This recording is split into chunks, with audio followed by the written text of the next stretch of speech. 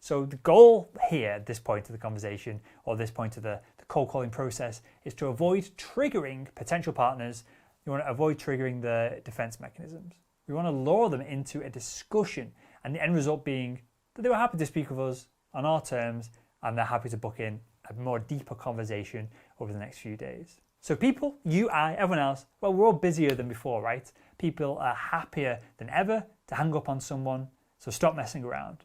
You got to keep things friendly, but always to ask your partner, do you mind if I get straight to the point as soon as you've gone through the same introduction that we've covered earlier in this video? So it should sound something like, hi, good morning, Mr. PA, this is Will Barron, the sales school. How are you doing? The PA says, hi, I'm well. You're going to say, do you mind if I get straight to the point? This again works with the PA or the decision maker. I've used the PA in this example. Most of the time, the potential partner is going to reward you with, yeah, sure, because this aligns with what they want. They want a quick phone call that gives them a little bit of value, which then can be pushed onto or lead into a future conversation, because they want to get all this done before they forget whatever was in their head before you interrupted them, right? So don't think of this as a hack or a cheat or a shortcut. There's a lot going on here when you make this introduction and ask this one question.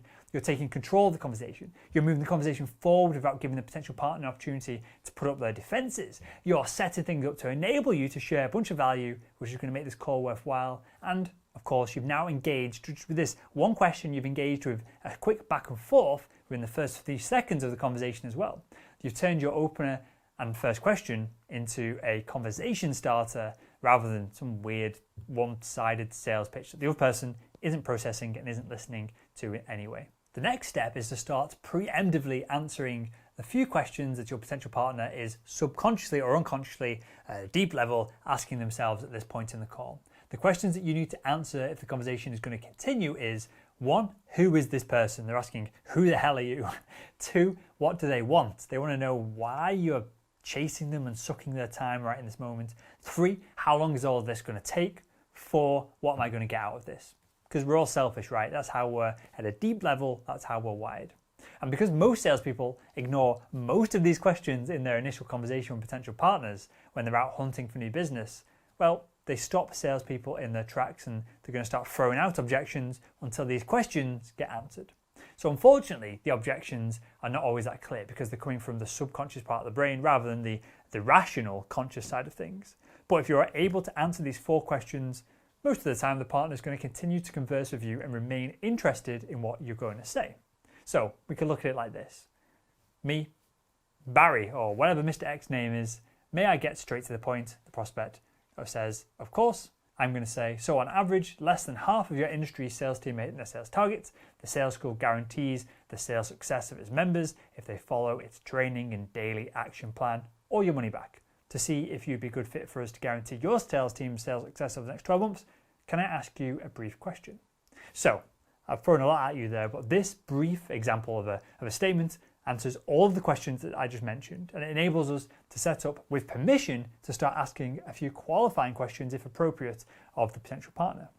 And we cover qualifying questions, and we cover a lot of this in more detail in the Selling Questions workshop here in the Sales School. But at this point in our relationship with the potential partner, we're just trying to see if they have a problem like we have predicted that they have. So all we're trying to do here is confirm the hypothesis that we've made in our first few videos.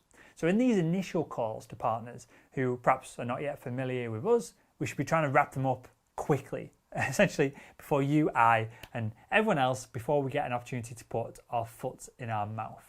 So if you have got past the switchboard, got past the gatekeeper, you've introduced yourselves and you've earned the right to continue the conversation by saying, hi, Barry, whatever your name is, may I get straight to the point? You've answered the subconscious questions that are bubbling up in the mind of the partner, which is, who is this person? What do they want? How long is this going to take? What am I going to get out of this? You started qualifying them with a statement such as, to see if you'd be a good fit for us to guarantee your sales team's success over the next 12 months, can I ask you a brief question?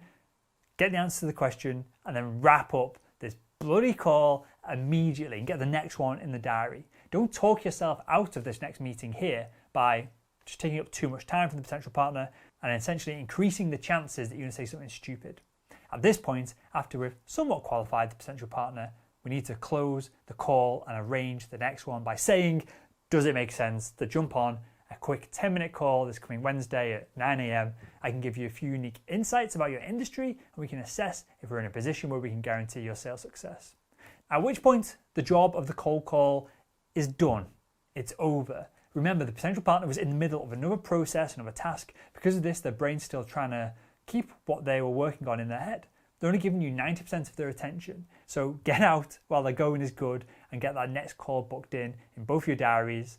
And strategically, you can add way more value in the gap between your initial call and your follow-up meeting by sharing content, doing more research or further qualification or whatever it is, than you're going to be able to do with another 5 minutes on the phone with this person. If you enjoyed this video, make sure to click subscribe, leave a comment below what you thought about the video and the content itself, and I'll see you in tomorrow's video.